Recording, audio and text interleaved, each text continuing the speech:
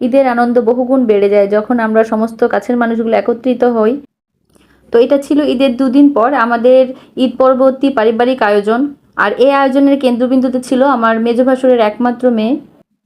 তো আমার হাজবেন্ডরা কিন্তু 10 ভাই, আর 10 ভাইয়ের মধ্যে মেজো ভাসুরের মেয়েটাই কিন্তু ফ্যামিলির সবচেয়ে বড় মেয়ে। হ্যালো এভরিওয়ান, আসসালামু আলাইকুম, welcome to my another blog. তো ফ্যামিলির বড় মেয়ের এতদিন পর আগমনে কিন্তু পরিবারের সবার খুশির কোনো অন্ত ছিল না।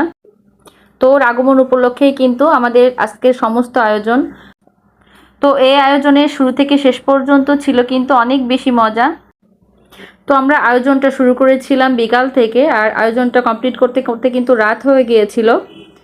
তো আমরা ঈদের থেকেও কিন্তু বেশি মজা করেছিলাম এই রাতটাতে। তো এখানে কোনো কিছুর কমতি ছিল না, শুরুতেই ছিল রান্না বান্না। তো রান্না বান্নার শুরুতেই কিন্তু আমরা সবাইকে হাতে হাতে সাহায্য করে দিয়েছিলাম, আর আমাদের যারা ছিলেন তারা রান্নাটা কমপ্লিট করেছিলেন। আর আমার বড় ভাসুরের ছেলে ও কিন্তু একেবারে স্কোয়ার, ও একেবারে যেখানে লাগাবেন সেখানেই লাগবে। তো রান্না বান্না শেষ করে আমরা শুরু করে দিয়েছিলাম বালিশ খেলা। তো বালিশ খেলায় অংশ নিয়েছিল বাড়ির বউরা এবং মেয়েরা। তো বালিশ খেলা দ্বিতীয় কিংবা তৃতীয় ধাপেই কিন্তু আমি বাদ পড়ে যাই। তো এরপর কিন্তু খেলা চলতেই থাকে আমাদের দুই মেয়ে ও বড় ভাবির মধ্যে। তো শেষ পর্যন্ত খেলা চলে বড় ভাবি আর আমাদের আয়োজনের যে কেন্দ্রবিন্দু আমাদের বড় মেয়ের মধ্যে। তো খেলতে খেলতে দেখা যায় যে কথায় আছে পুরনো চাল ভাতে বাড়ে, বড় ভাবি সেকেন্ড হয় আর আমাদের নীলামণি ফার্স্ট হয়। তো আমরা কিন্তু অন্তর থেকে এটাই চেয়েছিলাম যে যার জন্য এত আয়োজন সেই যেন ফার্স্ট হয়। তো শেষ পর্যন্ত কিন্তু আমাদের নীলামণি ফার্স্ট হয়েছিল। তবে খেলার কোথাও কিন্তু কোনো স্বজনপ্রীতি ছিল না, ও ওর নিজের যোগ্যতা দিয়েই ফার্স্ট হয়েছে। তো যাই হোক, এরপর ছিল আমাদের আয়োজনে র্যাফেল ড্র। তো এই র্যাফেল ড্রটা শুরু করা হয়েছিল নীলামণির বড় মেয়েকে দিয়ে। তো এই র্যাফেল ড্রর নিয়মটা ছিল এরকম, সবার নাম একটা কাগজে লিখে ছোট ছোট করে ভাঁজ করা থাকবে। সেই ছোট ভাঁজ করা কাগজের টুকরাগুলো ছোট বাচ্চাদের দিয়ে তোলা হবে।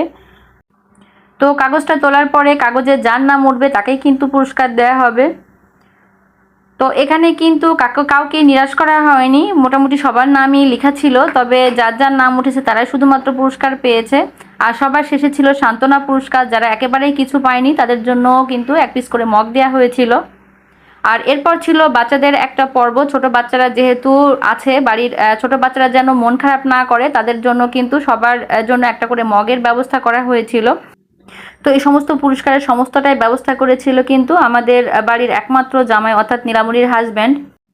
তো এখানে আমার শাশুড়ি মাকেও সান্ত্বনা পুরস্কার হিসাবে একটা মগ দেওয়া হয়েছিল।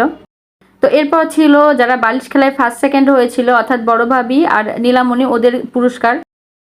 তো এখানে কিন্তু যারা ফার্স্ট সেকেন্ড হয়েছিল শুধুমাত্র ওদেরকেই পুরস্কৃত করা হয়েছিল। পুরস্কার দেওয়া পর্ব কমপ্লিট করে এরপর সবশেষে ছিল কিন্তু জামাই সংবর্ধনা। তো এখানে চাচাদের তরফ থেকে জামাইকে একটা অ্যামাউন্ট উপহার দেওয়া হয়।